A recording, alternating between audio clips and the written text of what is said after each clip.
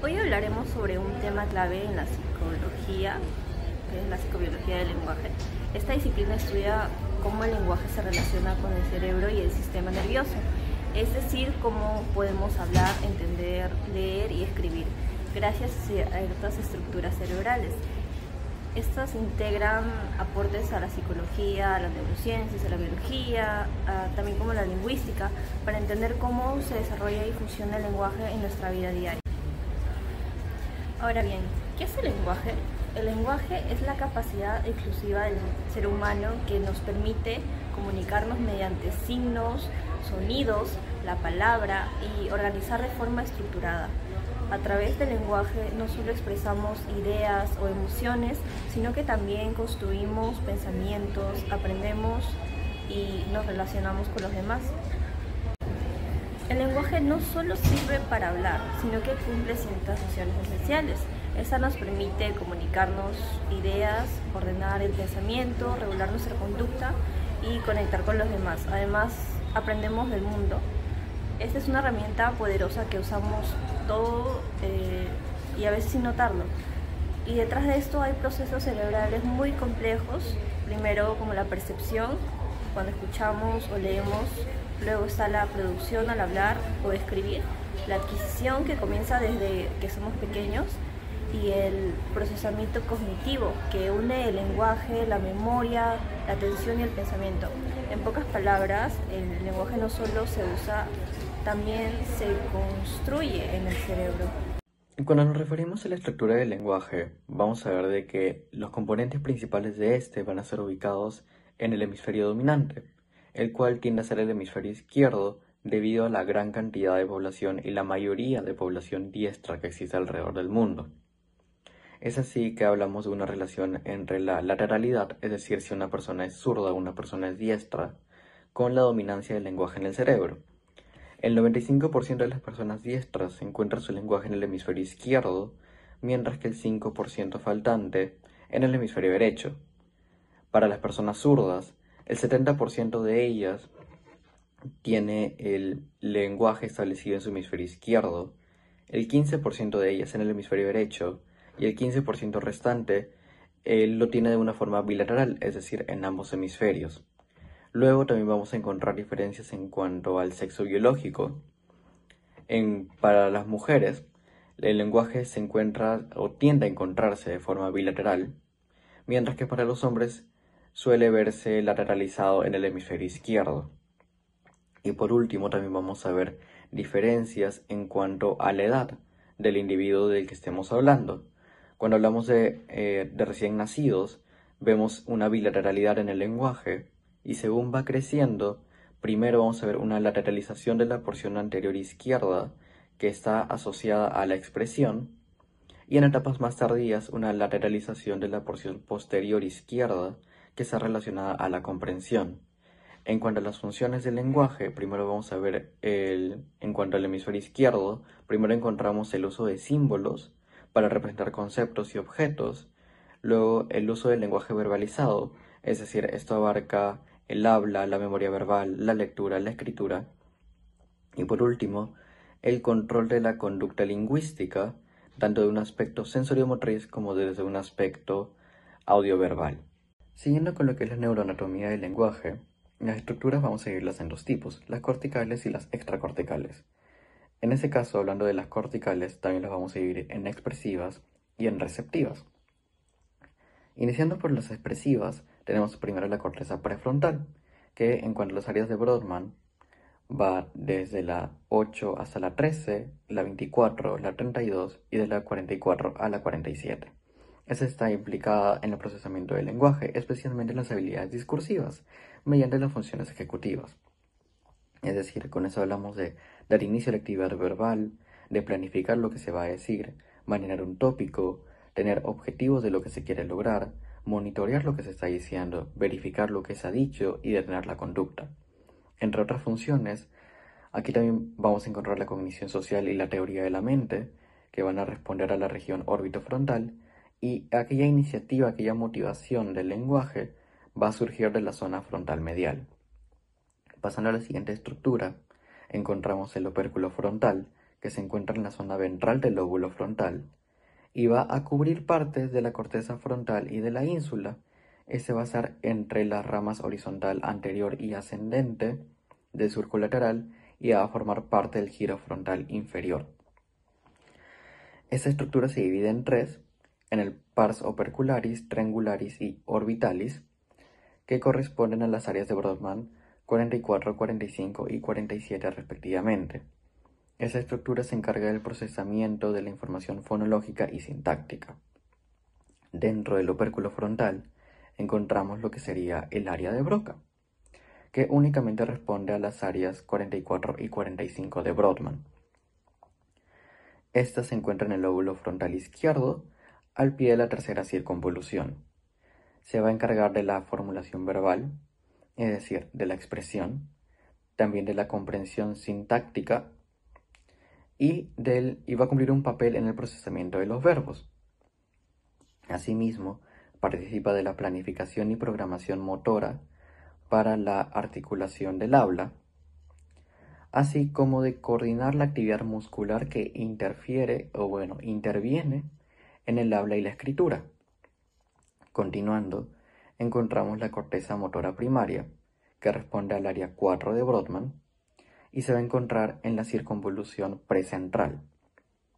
Esa estructura va a dar inicio a la actividad bucofonatoria para poder pronunciar palabras y guiar la escritura. Del mismo modo, dentro de esta corteza encontramos el homúnculo de Penfield invertido, que es una representación motora de los segmentos del cuerpo y cuyos órganos fonatorios se encuentran en la parte baja justamente de este homúnculo. Y por último, en este grupo de estructuras encontramos la corteza premotora, que responde al área 6 de Brodmann y se encuentra justamente delante de la corteza motora primaria. Y bueno, la función principal es poder planificar de forma motora todo lo que corresponde al aparato fonatorio. Y bueno, también encontramos aquí el aprendizaje motor, el movimiento ocular, la escritura automática, entre otros. Continuando con las estructuras corticales, pasamos a las receptivas, donde primero encontramos el área de Wernicke, que va a estar asociada al área 22 de Brodmann y va a estar ubicada en el lóbulo temporal izquierdo. La función de esta estructura es poder hacer comprensión auditiva y también participar del procesamiento de selección del léxico. Luego encontramos el giro angular, que responde al área 39 de Brodmann y va a estar ubicado en el lóbulo parietal izquierdo y va a tener un papel muy importante en la integración multimodal, es decir, de la información táctil, de la información visual y de la información auditiva en el proceso semántico de escritura y de lectura. Posteriormente encontramos el giro supramarginal, que responde al área 40 de Brodmann y va a ser ubicado en el lóbulo parietal inferior, y su función es el procesamiento fonológico y la escritura. Después tenemos el área auditiva primaria, que en lo que son las áreas de Brodmann va a estar encontrado en 41, 42 y una parte del área número 22. Y bueno, va a estar también esta área auditiva va a ser ubicada en la primera circunvolución de Hesch. Básicamente se va a encargar de poder receptar la señal del estímulo, reconocer los sonidos e interpretarlos. Por último, vamos a hablar de lo que sería la corteza visual, que se va a dividir en tres. La primaria, que lo que va a hacer es recibir el estímulo visual. La secundaria, que va a reconocer objetos, más no símbolos. Y la terciaria, que va a ser la interpretación de los objetos. Y también va a ser una evocación visual. Esta corteza, que como bien mencioné se divide en primaria, secundaria y terciaria, van a corresponder a las áreas de Brodmann 17, 18 y 19 respectivamente. ¿Sabías que hablar no depende solo del cerebro consciente? Más allá de las áreas clásicas del lenguaje como Broca o Wernicke, existen estructuras extracorticales que hacen posible que hablemos con fluidez, emoción y ritmo. Empezamos con los ganglios basales. son núcleos profundos del cerebro que ayudan a coordinar movimientos necesarios para hablar. ¿Alguna vez has escuchado a alguien tartamudear por un problema neurológico? Muchas veces los ganglios basales están implicados. Luego tenemos el tálamo. Este actúa como una gran central de información que recibe, procesa y envía señales entre distintas partes del cerebro. Y por ejemplo en el lenguaje también es clave para integrar lo que escuchamos con lo que decimos. Y el cerebro, aunque lo relacionamos con el equilibrio, también ajusta el ritmo y la entonación del habla, y gracias a él podemos hablar sin sonar como robots. Ahora, en esta escena del sistema límbico, el corazón emocional del cerebro nos permite hablar con intención o con emoción. La amígdala, por ejemplo, nos ayuda a detectar tono emocional en la voz, y el hipocampo guarda recuerdos verbales como tu canción favorita o el nombre de alguien especial. Finalmente, el tronco encefálico coordina funciones vitales para hablar: la respiración, la fonación y los movimientos finos de la lengua, labios y las cuerdas vocales. En resumen, las estructuras extracorticales no generan el lenguaje en sí, pero sin ellas no podríamos hablar con naturalidad, emoción ni precisión. Buenos días, el día de hoy quiero hablar acerca del caso de Tantan, quien su nombre real como tal es Luis Víctor Lobrocne. Su apodo fue Tantan, por ser la única sílaba que él podía pronunciar. A su edad al momento de morir era de 51 años y tenía con esta afección más de 20 años. Lo que él podía hacer era entender lo que decía, se comunicaba por gestos y además podría razonar y realizar algunas tareas cotidianas simples. Esto quiere decir que si entendía lo que decía, o lo que se le decía, más bien dicho, lo que otras personas podían comunicarle era de que su área de warning, por ejemplo, estaba intacta. Por otro lado, él no podía producir frases ni palabras. Broca hizo una autopsia cerebral y encontró una pequeña lesión, como podemos ver en la imagen, en el lóbulo frontal izquierdo. Así fue como le puso el área de Broca, que se encuentra en la tercera circunvolución frontal del hemisferio izquierdo, y su función es la producción del lenguaje articulado, organización sintáctica y fluidez verbal. Es por esto que Tantan no podía tener fluidez verbal. Esto cabe mencionar que fue de manera progresiva, y su lesión provoca la fase de Broca. Broca le puso como tal su nombre a esta problemática, y también llamada afasia motora o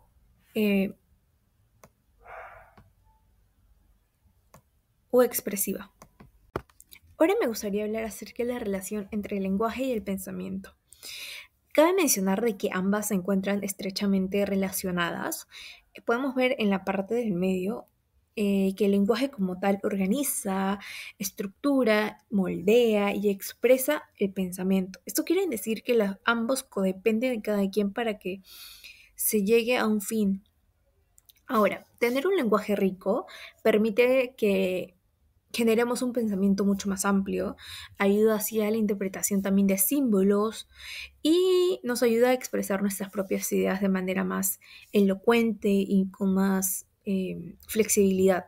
Ahora, existen diferentes posturas. En este caso me gustaría mencionar tres. La primera era de Piaget, que se llamaba el lenguaje como un vehículo del pensamiento, la cual su postura era de que el lenguaje como tal expresa el pensamiento pero no lo determina, o sea, que influye pero no es un factor determinante en. Ahora, Vygotsky decía de que el lenguaje era como una forma de pensamiento. Eso quiere decir de que el lenguaje moldeaba la estructura del pensamiento.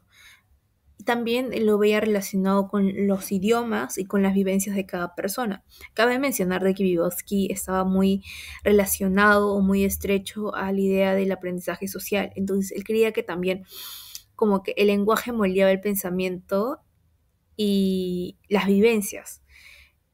Sí, ajá. Y por último, las hipótesis de la relatividad lingüística. El lenguaje influye en el pensamiento. Y para ir concluyendo, me gustaría decir de que el pensamiento como tal puede existir sin el lenguaje, aunque sea limitado. Y el lenguaje lo que hace como tal es ampliar, organizar y dar la precisión al pensamiento. Gracias. Pasando a los trastornos del lenguaje, según el DSM-5, estos se encuentran incluidos dentro de los trastornos de la comunicación y estos a su vez están dentro de los trastornos del neurodesarrollo. En general, los trastornos de la comunicación incluyen deficiencias en el habla, como la producción de sonidos y todas sus variables de fluidez, calidad, articulación, entre otros, y en el lenguaje, ya sea verbal o no verbal. Cabe destacar que para evaluar estas capacidades se deben tomar en cuenta el contexto cultural y lingüístico del individuo. Además, este tipo de trastornos se va a dividir en 5 categorías diagnósticas más específicas y otros trastornos no especificados. Además, queremos destacar que existen diferencias entre el DSM-5 y el DSM-4. Por ejemplo, en el DSM-4, uno de los trastornos que se planteaba era el tartamudeo. En cambio, esto pasó a llamarse trastorno de la fluidez de inicio en la infancia, en el DSM-5. A su vez, también el trastorno del lenguaje tuvo diferencias, ya que en el DSM-4 se planteaban diferencias entre el trastorno del lenguaje expresivo y había otra categoría para el trastorno del lenguaje receptivo y expresivo. Más en el DSM-5, estas dos pasaron a formar una sola y se llamó en general trastorno del lenguaje. Esas diferencias podrían significar o caer en un reduccionismo, lo cual impediría que se haga un diagnóstico más eficaz. Por el contrario, se tendrían que realizar muchas más pruebas para determinar el trastorno del cual está sufriendo el individuo. Ahora sí pasaremos a ver los trastornos específicos en el DSM-5. Pasando a la categoría diagnóstica específica de los trastornos del lenguaje, estos anteriormente eran llamados disfasias y se refieren a dificultades tanto en el uso como en la adquisición del lenguaje en todas sus modalidades, verbal o escrito. Y se va a presentar desde las primeras etapas de desarrollo, es decir, que las habilidades lingüísticas del individuo se encuentran por debajo de lo esperado para su edad. Esto afecta a todas las dimensiones del lenguaje: sonidos, gramática, palabras y habilidades conversacionales. Principalmente se caracteriza porque los individuos van a presentar un vocabulario reducido, una estructura gramatical limitada y dificultad para conectar frases. Además, sus causas no se van a deber a disfunciones motoras o retraso mental. Los subtipos de esta serían el trastorno del lenguaje expresivo, que se va a caracterizar por una dificultad en la producción de las palabras. El trastorno del lenguaje receptivo, que implica dificultad para comprender el lenguaje, y el trastorno del lenguaje mixto, que afecta tanto expresión como comprensión. Por otra parte, tenemos a los trastornos fonológicos, antes conocidos como dislalias.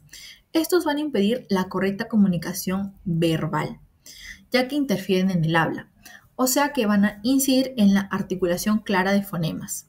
En consecuencia, van a limitar drásticamente la participación social de las personas y no son causados por afecciones congénitas o adquiridas, por ejemplo, como el paladar hendido o la hipoacusia. No obstante, también existen otras patologías que afectan al habla, pero con causas distintas. Estas no entrarían dentro de los trastornos fonológicos. Por ejemplo, tenemos a la disglosia, que es causada por alteraciones anatómicas de los órganos del habla. Es decir, por ejemplo, podrían tener paladar hendido o labio leporino. La disartria también va a afectar al habla. Sin embargo, se va a deber a trastornos neuromusculares o lesiones en el sistema nervioso. Aunque ambos afectan al habla, tienen diferentes causas. El trastorno de fluidez verbal al inicio de la infancia es un trastorno de la comunicación caracterizado por una alteración en el flujo y el momento del habla que es inapropiado para la edad de un individuo. También conocida como tartamudez, esta condición incluye la repetición o prolongación de los sonidos del habla, vacilaciones antes y durante y largas pausas. Este trastorno tiene 3 causas principales, comenzando por la herencia genética, ya que la tartamudez tiende a ser hereditaria, ya que se ha observado que las dificultades de comunicación, incluida esta, ocurren con mayor frecuencia en familias con antecedentes de este mismo trastorno. También entran los factores neuronales, ya que se han identificado anomalías en regiones específicas del cerebro involucradas en el control del habla y el lenguaje. Finalmente está el factor emocional, ya que se dice que la tartamudez puede aparecer o empeorar en situaciones de angustia, como cuando la persona se siente nerviosa o bajo presión. Si hablamos de áreas afectadas, en ese trastorno el cerebro muestra diferencias, sobre todo en el hemisferio izquierdo, donde las áreas sensoriales, motoras y de planificación del habla no se han desarrollado del todo bien. También hay menos sustancias blancas y menos activación en zonas como la de Broca y Wernicke, lo que afecta a la producción y comprensión del lenguaje. En el hemisferio derecho, en cambio, se sumen las funciones del habla con más sustancias blancas y en un plano temporal más grande. Pero esto afecta el procesamiento auditivo. Además, hay una sobreactivación de los ganglios basales y menor actividad en zonas que planifican los movimientos del habla. En social, se encuentra la presencia de dificultades persistentes en el uso social de la comunicación verbal y no verbal, en la ausencia de interés y comportamientos restringidos y repetitivos que no pueden atribuirse a otra afección médica o neurológica ni a la baja capacidad en dominios de la morfología y gramática. El trastorno de la comunicación social pragmático puede tener diversas causas que afectan el desarrollo adecuado del lenguaje y la interacción social. Entre ellas se encuentran las lesiones cerebrales, que pueden dañar áreas encargadas del procesamiento del lenguaje, dificultando la comprensión y expresión verbal. También incluyen los factores genéticos, ya que por tener familiares con autismo, trastornos del lenguaje o aprendizaje aumenta el riesgo. Por otro lado, los factores ambientales, como infecciones durante el embarazo, exposición a toxinas o complicaciones en el parto, pueden afectar el desarrollo neurológico del niño.